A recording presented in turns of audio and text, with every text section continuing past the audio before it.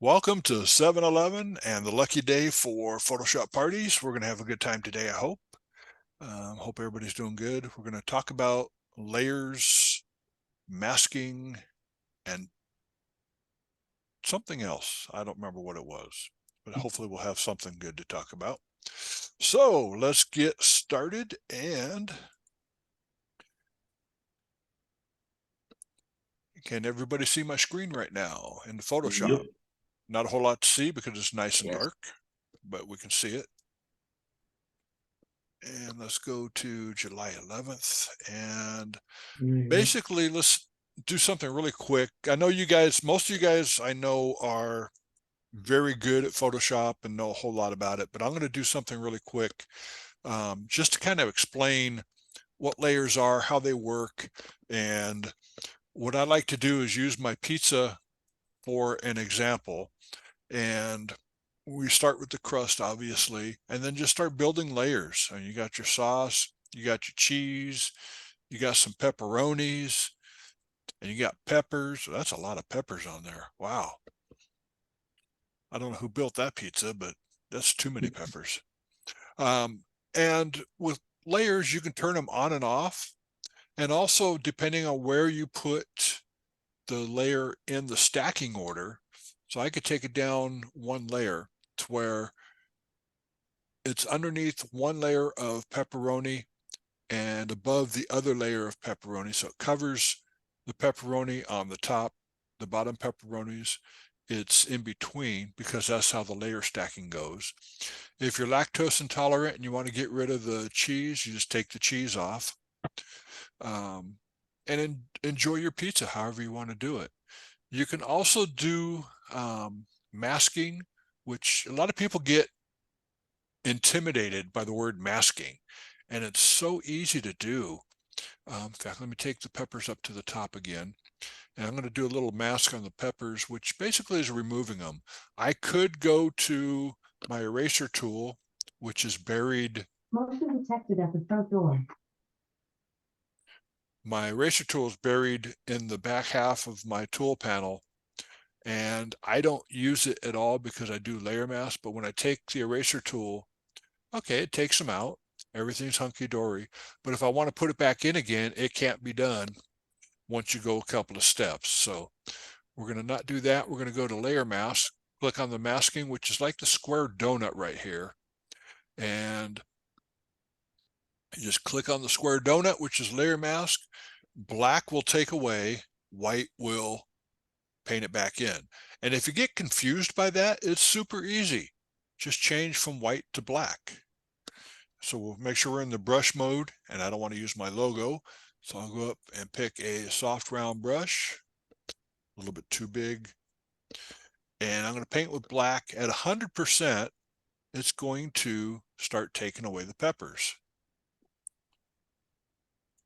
And you could do it, say at 50% opacity on the brush. All you have to do is hit the 5. And when you paint, it just takes away 50% at a time. If you hit X or exchange colors or come down here and make white your primary color, it's going to start painting it in. And it's going to paint it in at 50%, which is what I have it set at right now, or hit 0 for 100% and paint it all back in. With masking, it's not a permanent deal. You can do it part way, change it, add it, and just add your mask back in. So it's non-destructible, I guess is the terminology that I want to use, so that you have this choice of, if I use the eraser tool, E for eraser, and then I paint it with black, it's going the wrong way. Paint with white, there we go. And now if I decide that I want to do a couple of things, change layer opacity, take my healing brush,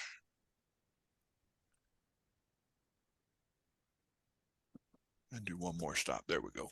Take the healing brush and tap out a couple of these little kernels of, I guess that's cornmeal on the board.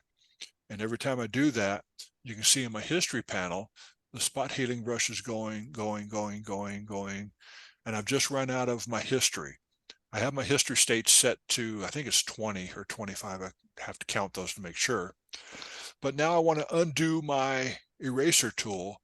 I cannot go back and undo that. I could paint with my history brush and paint it back in, which is super easy to do. Hit Y for history. And then I'm going to get rid of that. Back, I'll delete it, and that got it back. But with the eraser tool, it's destructive. It's going to destruct everything you do. Whereas the layer masks are non-destructive, and you can do it on any layer, take out what you want, and everything's hunky-dory. So any questions on that section so far? Michael, this is John. Yes. Masking itself doesn't intimidate me, but I have problems with clipping mask. Okay. Can you help us with that a little bit? We can. I don't know if I have an example for a clipping mask. So let's go ahead and we're going to change the pepper colors. So I'm going to go down to create a new adjustment layer, hue and saturation. So I'm going to pick the green using my color picker, which is right next to the word master. There's a finger. If I click on that, that will click the blues and, or I'm sorry, the greens and stuff in that area. So if I take my hue and I change to that ugly blue right there, you notice that it changed everything in the whole thing. If I make a clipping mask, there's a couple of different ways. One is in the properties panel.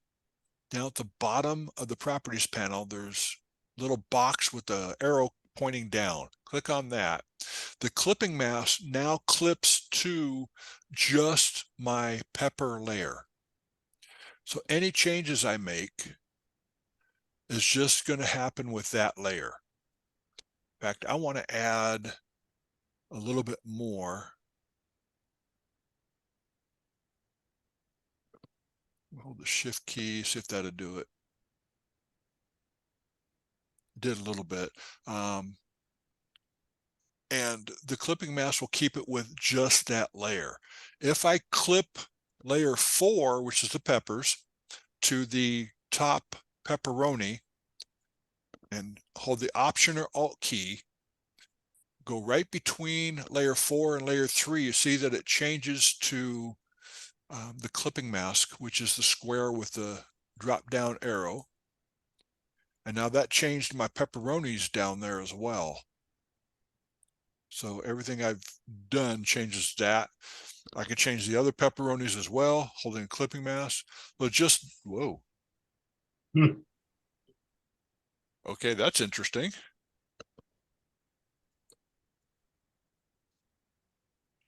It got rid of one layer of the pepperoni for some reason. I don't know why.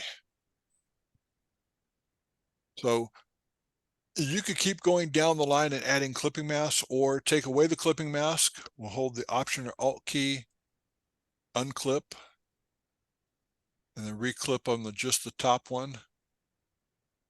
So there's all kinds of things you can do where you just tie the two layers together. Does that make sense, John?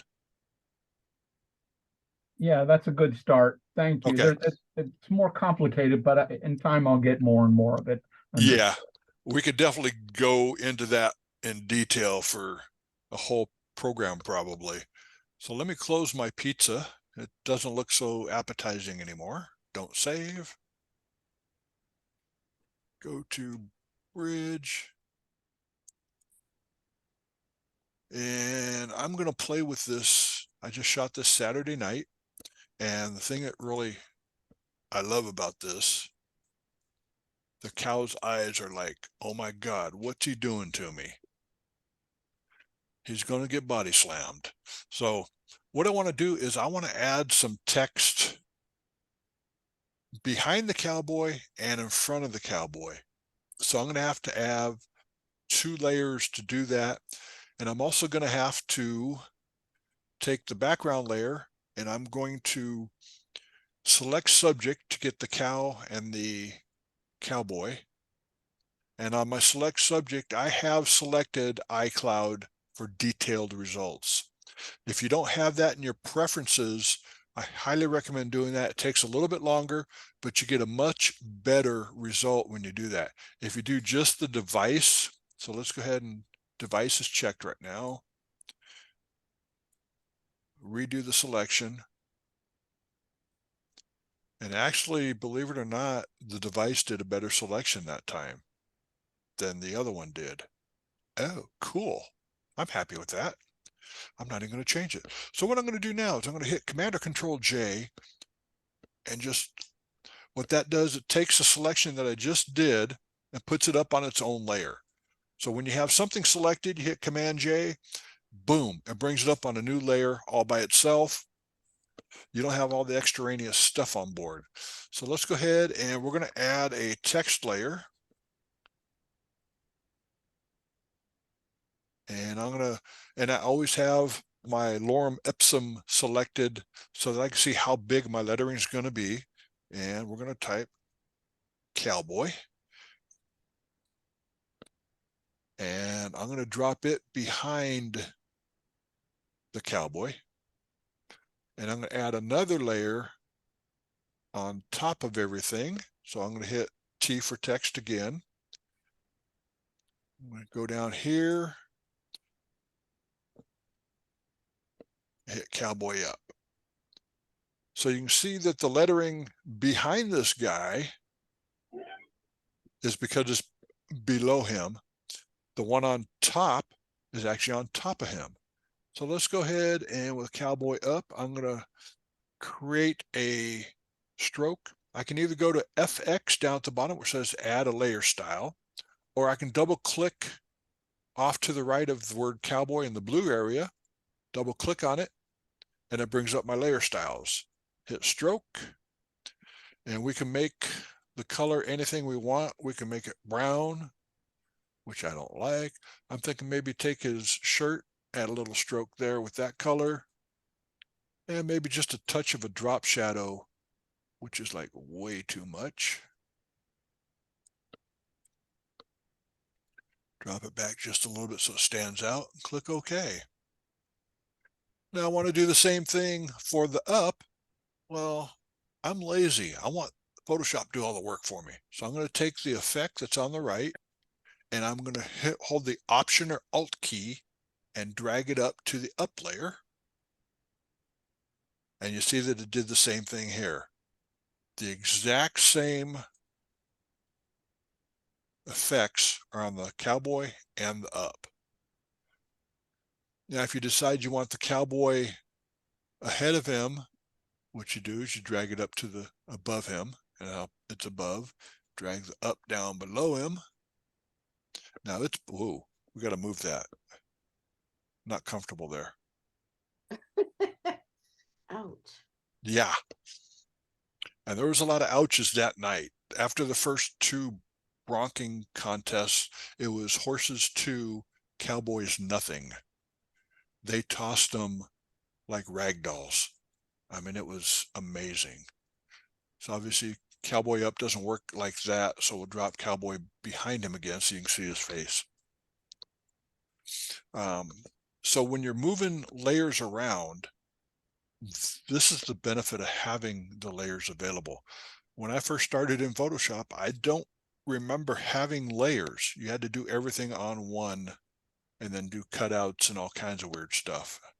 I don't think they added layers to like Photoshop 4 or 4.5. I mean, it was horrendous what we were working with.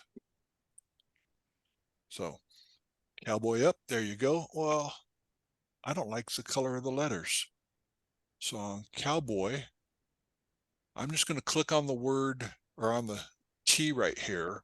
I'm going to hit T for text to make sure we're in the text tool. And at this point, I can change colors. Let's go with this light brown. Not exactly pretty, is it? And you can adjust your colors on the fly. And we can do the same thing for the up. You can see that I did not have to go back in and select the letters to do that. And with the newest version of Photoshop, which I keep forgetting about, I don't even have to go up to the top up here. I can go down to the bottom bar. I can change my font. I got to move it. So let's unpin. Okay, I got it pinned to the bottom so it doesn't get in my way. Move. Fine, don't move.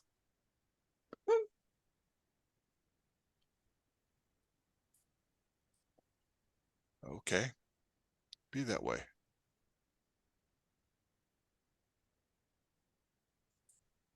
And you could change using the bottom toolbar down there.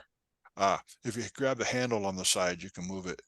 So now you can have all your things that you want there.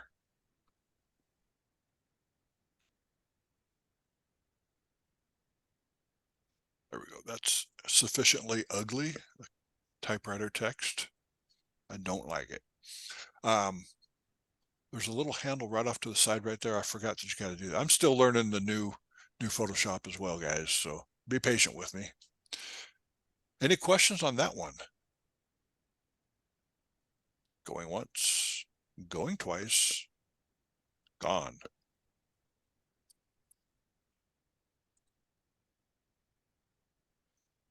This is something that's kind of cool. Let's say I didn't want the whole line showing just where it intersects. So I'll go up to layer 2, which is my blue layer, and just double click on the word layer 2, type in blue. Layer 1 is going to be green. I'll hit tab, which will take me to layer 3, which is red. So let's go to blue, and I'm going to change the color mode on this from normal down to color. And you can see what it's doing is painting the blue in there on top of things, and the color blue disappeared off to the side. And the reason why is with color mode, white will not show anything, black will not show anything, but gray will. Kind of weird, huh? And I was explaining the technicality of that, and I'm going, okay, whatever. So let's go to the green channel or the green layer, do the same thing, color, and there's just a little bit there. And if I turn off the red, everything disappears. And if I change red to color mode, everything disappears. So if I change everything back to normal, everything starts showing up again. You can play with the modes here. So if you do darken, that's on the green layer. Darken doesn't really, it just darken the red where it's at. Multiply. If I do screen or lighten, it changes to a yellowish color underneath there. So when you're bored out of your mind and you want to start playing with the color modes and the layer modes right here, play with them because it does some really cool stuff. If I change it to overlay, you can see that the blue turns into a grayish color. Soft light and overlay are almost the same. Overlay is a little bit dark. Hard light shows up over everything. Vivid light does not. You just drag your cursor over the top of these and see what it does. So that's color mode. And I'm going to show you another thing in color mode in just a second. Don't save. Go back to bridge. And here we go. This guy is always in my program. Always up in my business. I like picking on him. When you're doing retouching, you notice I just added a layer. Let me move it off to the side a little bit so you can see. I just added the layer there by doing a Command or Control J. What I want to do is line it up like I'm doing a head swap. So I'm going to go from normal down to difference. Once I get everything lined up perfectly, this is a perfect lineup right there where he is black. If I turn that off, turn it back on, you can see it's perfectly lined up. So let's go ahead and move it again. Turn them back on again, take them to normal. And let's go ahead and change his eye color to, I'm going to be nice to Joe today. Get my brush. Look, Sue, I can't keep awake. I'm falling asleep. He told you to go put on that. Iced tea works for that.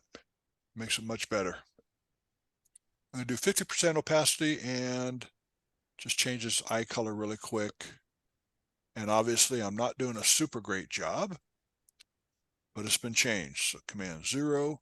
Let's change him back from normal to difference and go V for move, slide him over back where he belongs. And you can see that stuck out. So when you're doing head swaps and things like that, if you use difference mode, you can line them up. Anything that doesn't match up is going to show up in there. Anything that matches up goes to black. So that being said, change it back to normal. And the eyes are blue.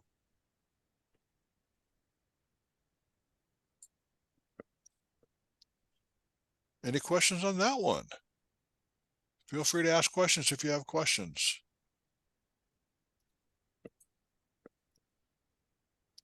Okay, let's do one more thing. We'll call it a day really quick. I want to paint the bricks the color that they should be. Now, yes, I can go to filter, neural filters, and wait for it to load, and then we'll do colorize. And it colored them, but it didn't color my bricks. So let's put it out on a new layer and click OK. I got to move this so I can see my, there we go. You can see the change that it did make was a slight brownish tint in the bricks, but I want that more of a red color. So I'm going to go up to my color picker, go down a little bit there. In fact, let's go down to the yellows and reds. That'll work. Nice orangish red. Turn that back on. We're going to make a new layer by clicking on the plus button next to the trash can down on the bottom right. Click on there. Change it from normal to color. And I'm going to go B for brush. And I'm going to start with 20% opacity just to see where it goes. Make it a little bit bigger by holding my right bracket key down. And it looks like I could use a little bit more. So from 20, we'll go to 50% and just paint it in.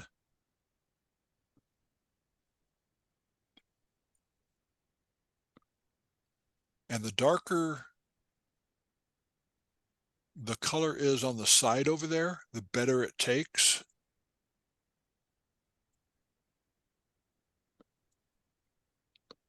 And obviously I'm doing this super fast. I can change my opacity from 100% down a little bit. And it's in color mode. So let's change it from color.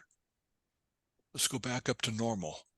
And you can see what it did. It just painted paint on there. So if you paint over and over and over and over, it covers it up. Let's go up to 100%. You can see it's just a red blob there. But if I change it back to color mode, you can see that it added some there. In fact, let's do another layer. Do the same thing. That's normal. Down to color. And it starts to darken a little bit. It's going to take a little bit to get that to where you want it. So Mike, a question. answer. You're using the layer mode over there on the right. Is it the same one as the norm up in the upper left there where it says mode? Can you go to color down there as well? Are they identical? Yes and no. With the layers, you can control your opacity. If you paint it 100%, you control the opacity. Whereas with the, put a new layer up there, we're going to put it at normal, and then I'm going to change mode. This is for the brush itself. So I Okay. click there at 50%, and this is Oh. Yeah. a little bit stronger. Yeah. Well, let's do this layer. So you can see it's a little bit stronger going on that way, but you can Yeah. also drop your opacity on that layer as well. But there is a difference though, There is, definitely. yeah. The mode on the upper left works with your brush. The mode on the right works with the layer that you're working on. Got it. Thank So you. you betcha. And you can see there's all kinds of different modes with the brush. The same thing that's on your layer panel. So you can multiply. So if I went to multiply with that red color on the top layer, and I'm going to drop my opacity. Well, I'm going to do 50% just to show you what it does. That's at 50%. I'm going to drop it to 10 by hitting the 1 key. And that's 10% on, because it is so light there, it's not going to pick up. Like we showed you earlier, if it's white or black, it won't show up. If I wanted to change the jacket she's wearing to red and painted at 10, let's go to 30% so you can see it. It starts to show up a little bit. Yeah. But if I was going to paint in, instead of multiply, go to normal, it just packs on the paint color and it takes out any details. Whoa, a little bit too much. Takes Right. out a little bit too much detail there. Good. Yeah. Thank you. You are welcome. Thanks for asking the question. Any other questions out there?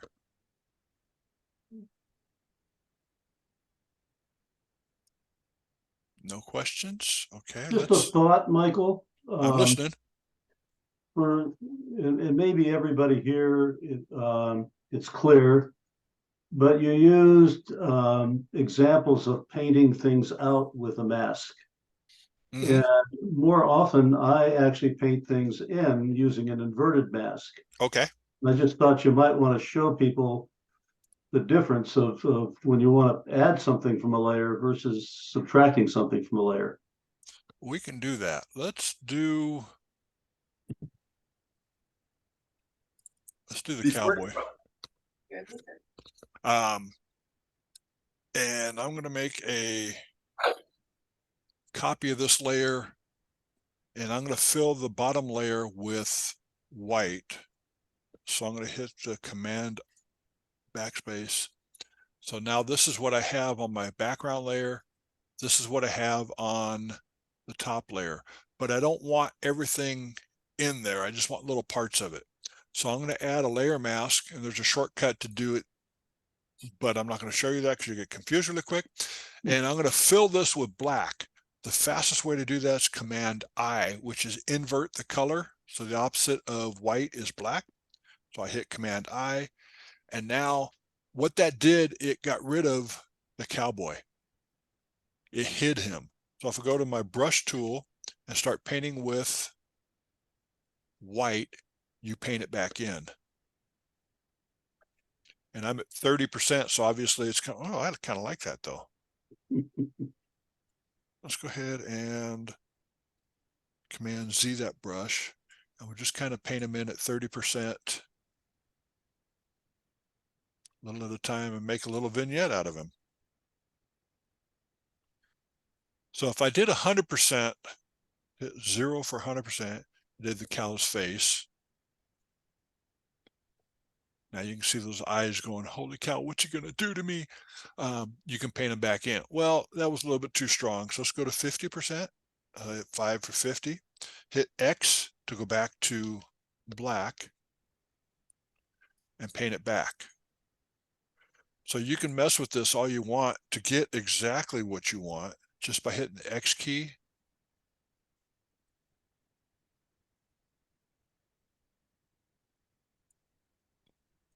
And go back and forth. Oop, didn't like that one.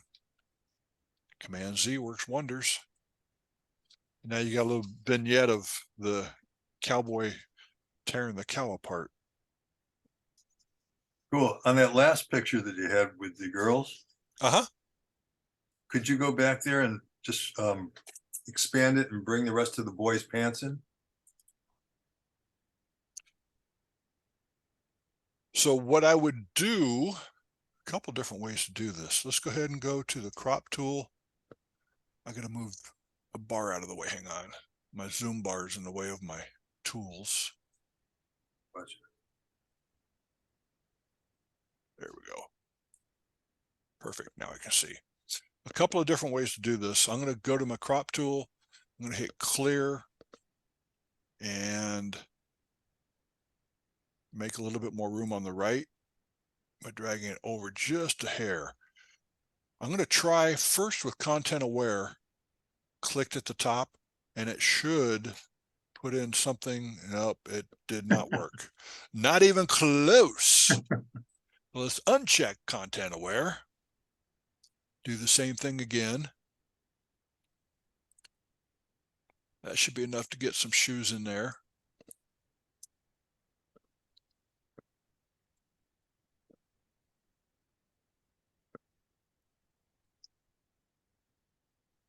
And what I would probably try to do is take my marquee tool just inside here, move it over just a touch, and then go to my content aware fill new version. I haven't done this for a couple days. I thought it would bring up generate automatically. It's supposed to. I got toolbars in my way though, so that might be part of it. Nope. How about the crop? If you, oh, it's got to be the marquee tool, not the crop tool.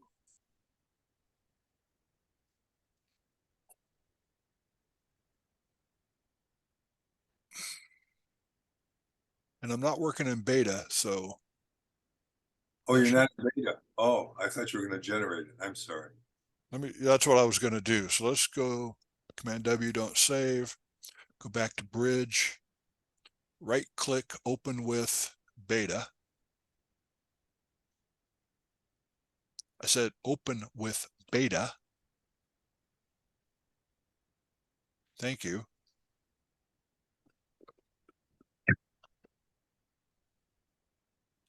I figure probably by October and the next release of stuff that it will have this coming out. So, okay, let's go to crop, clear, do the same thing again, open it up just a hair, go to zoom, and then do the same thing. Marquee tool just inside. In fact, let's just do right here. Let's see how good it is. Generative fill, generate. That would be the fastest way to do it, or I'd have to draw in some shoes and pants for them, which would take a little bit of while.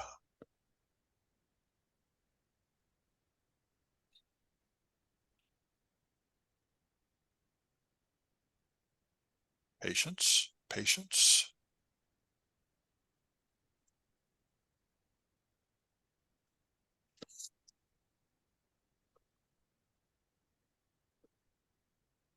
It's not that big of a file, so it should work. That's why I'm asking people about their new Mac Studios. I want to see if it's fast enough to do this work for me. It looks like it might have generated 3 options for you there. Oh, it did, didn't it? Okay. Yeah. I was looking at the picture waiting for an option.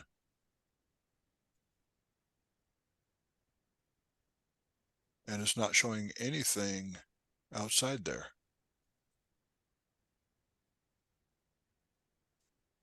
Maybe to select the entire length all the way up and down. I'll try that, see what happens. So we'll just go backwards, history, marquee, Command D. Yeah. It'll do. Let's try that, see what happens.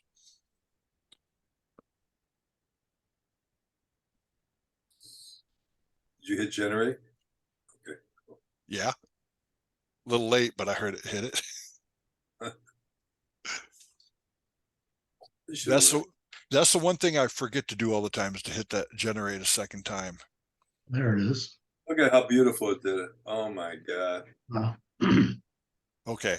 Ah, it's incredible. To say I'm impressed, considering how long I've been playing with Photoshop, is amazing. I'm just totally amazed.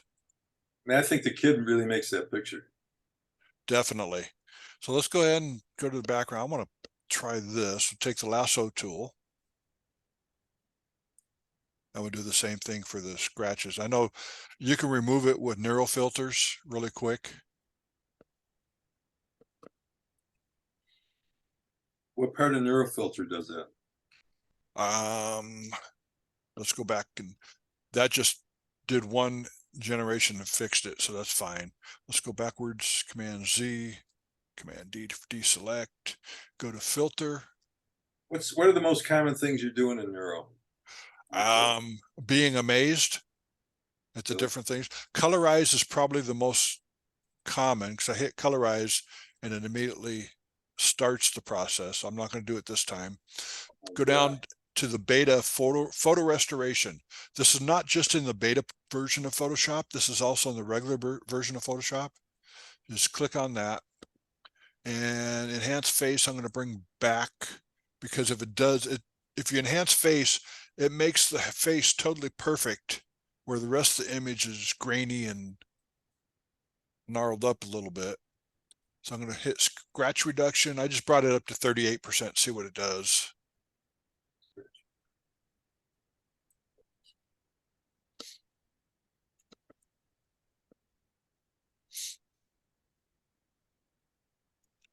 And it is a little bit slow, but it's getting there. And when you do this, make sure you click over here, are you satisfied with the results, so they can tally. And if it says no, you put in why you don't like it, what the problem is. Wow. And let's put it up on a different layer, new layer. Click OK. And so we have the little boy, we have the girls, and the scratches removed. It also took out the bar across here. So if you put it up on its own layer, what you can do is add a layer mask, which we were talking about earlier. And then B for brush, make a smaller brush.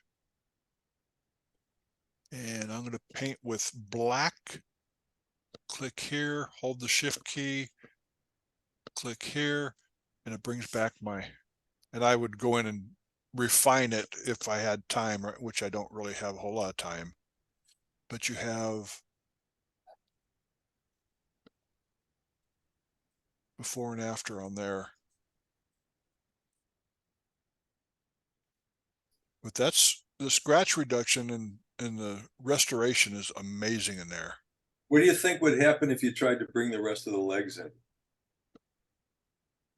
I don't think it would work. Do you think you would put shoes on, or do you think you have to say leg plus shoes? I don't know for sure. Let's go to crop. Anybody want to take any bets out there?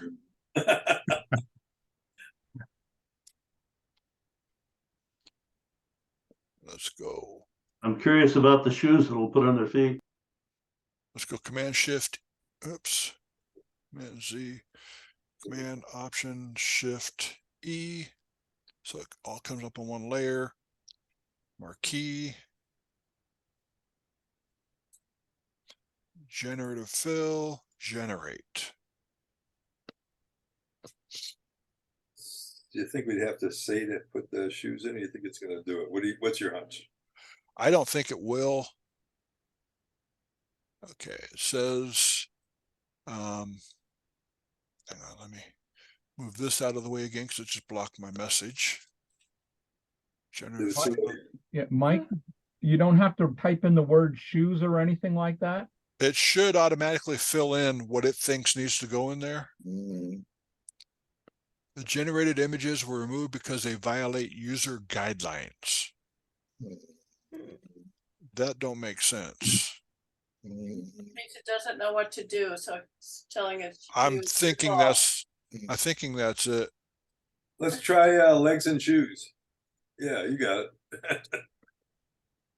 Do you think it's working on just the layer below, so it doesn't know what to do? No, I did a complete layer on top. Uh-oh. Generative layer. Oh, Oh hello. my god! Wow. Oh my god! Okay. Is anybody else impressed?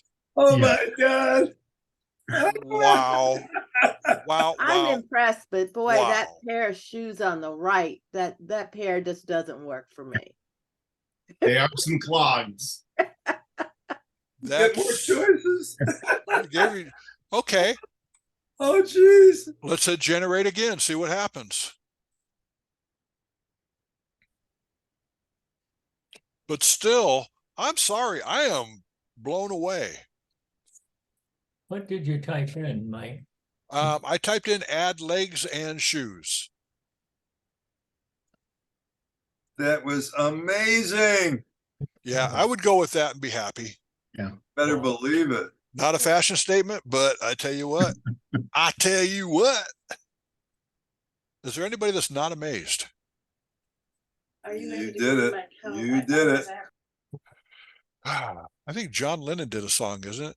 John Lennon or Paul McCartney?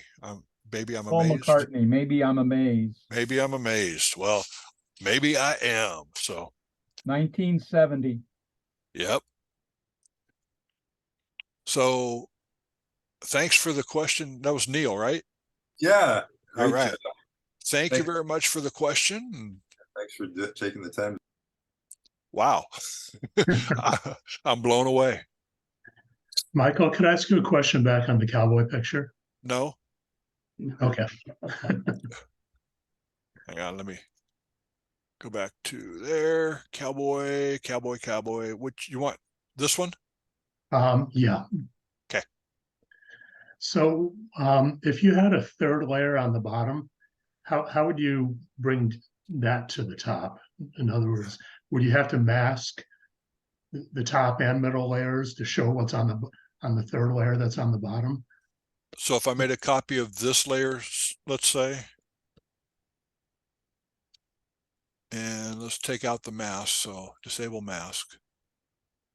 So now if I turn that off, it comes back to there. So what would be, what's your question? I'm So, trying to so an figure. example, let's say you're blending 3 different exposures, Okay. and you wanted something on the bottom layer to be showing. How would you do that? Okay, let's go ahead and change the exposure on this one. So layer 1, we'll go Command Shift A, which is camera raw. We'll drop the exposure. There we go. And trying to think how I want to do this. In fact, Maybe duplicate again and do a bright layer. Okay, we got that layer. Let's say I just want to take out the fence behind him or darken it down. So what I would do is probably the easiest way is just take a marquee tool.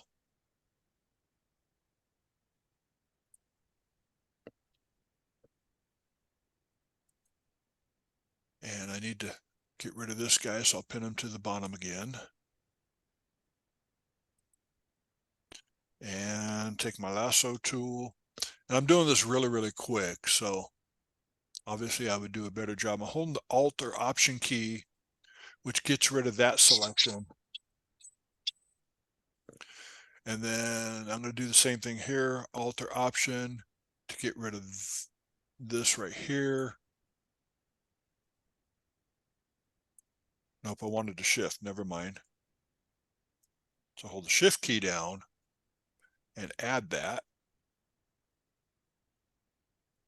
So that's selected.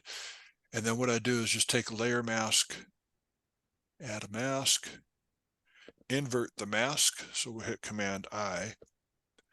And you can see that it's like really gnarly selection. Well, that's bringing forth the detail on the second layer though, right? What if you want to bring the detail in from the bottom layer? So if I wanted the, so if I switch these around, put that on the bottom, and I wanted to make the fence, all I would do is just mask off that area. So just use your layer mask. In fact, let's go ahead and properties. And we'll drop the feather a little bit. So what I'm doing is masking out what I want to keep. So I'm painting with black to keep. Right.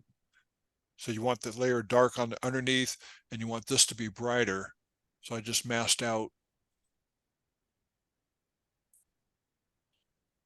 Let me get rid of that white. And we'll turn that mask on and off.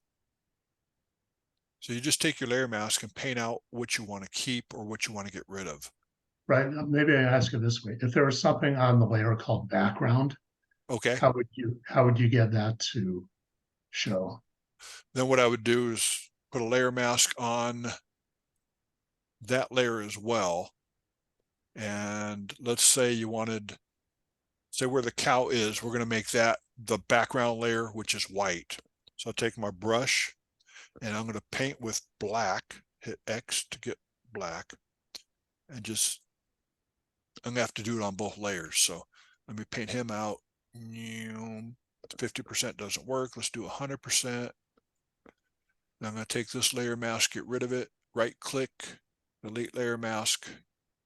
Now I'm going to take this layer mask, hold the Option Alt key, and that shows the background layer down below.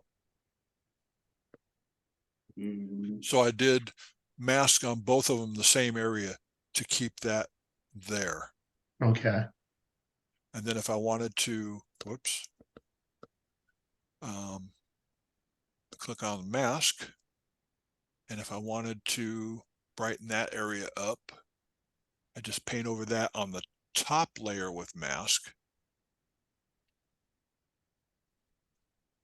So whatever you want to keep, you can mask the top layer out. And if I wanted everything that's in the top layer, I could just copy this mask. Back out. What I'll do is just go ahead and let's see if this will work. Hold the Option key and drag it down. Replace mask, yes. And that got rid of that. Okay, so essentially, if you want something on that background layer to show up, you would have to mask the top and middle layer exactly the same. Anything that's above the background layer, you would have to mask it out for what you want to show. Greg, Yes. the other alternative is you simply move the background layer. You take it out of background mode and simply drag that to the top, and now it's easier. You just simply paint in what you want. Everything except what you want. Right. So that's one advantages of layers is you can move them around one on top of each other. So what I could do, if I tried to drag it up right now, it'll say, no, you can't do it because I'm locked. So I just click on the lock to the right on the background layer. It turns into a regular layer, drag it up to the top, and then take my black brush after I put a mask on it, paint it with black, and paint in what I want. Okay. I was hoping there was a sort of a magic way of bringing something up from that bottom layer, but basically you have to mask. You could copy and paste. You can, there's probably 10 different ways to do it. Okay. You just got to get inventive and figure out the way. Okay, thank you. Mm-hmm. Another aspect is if you've already have something on the bottom layer showing and you want to keep it there, but want to add something now from the bottom layer that's different. Again, you can clone that particular mask, or excuse me, clone that particular layer, drag it to the top, make a copy and move it on top, and then just simply select that new part on top of it without having to do the other masking in between. Yeah, I you can think this is one of those things that's actually, when you start using masking a lot, it's kind of one of those things that maybe is you tend to overcomplicate your head. Because Greg, if I'm understanding you correctly, you really want to take two exposures and just blend in certain areas of each exposure into one layer from the other. It doesn't really matter whether it's a background layer or two layers. Right. You know, it really doesn't matter. So you got two ways of going. And this is why I had Michael invert the mask, because if you want to take your top layer and bring in some things from your bottom layer, you want to just paint them in, that's when you would use the inverted mask and just paint in with white the little areas of exposure you want below it. Right. Or the inverse, if you've got, you know, the other way around and you want to take some things out of the underlying layer, that's when you'd use your white mask with the black to show the one underneath. It's really, it's much less complicated, I think, than I can remember trying to go through this, and Sharon Shepard just years ago kind of demonstrating this for me, and it was like all of a sudden, aha, and it was much more simple than what I was trying to make it.